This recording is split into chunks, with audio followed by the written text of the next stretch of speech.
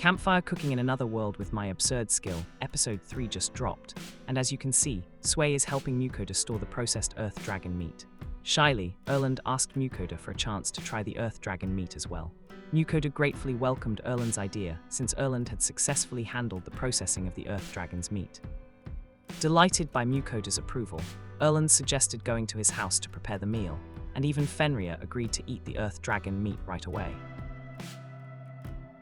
If you haven't already, please consider subscribing now to show the support to our channel. We hope to see you soon with another video right in this channel. Have a nice day.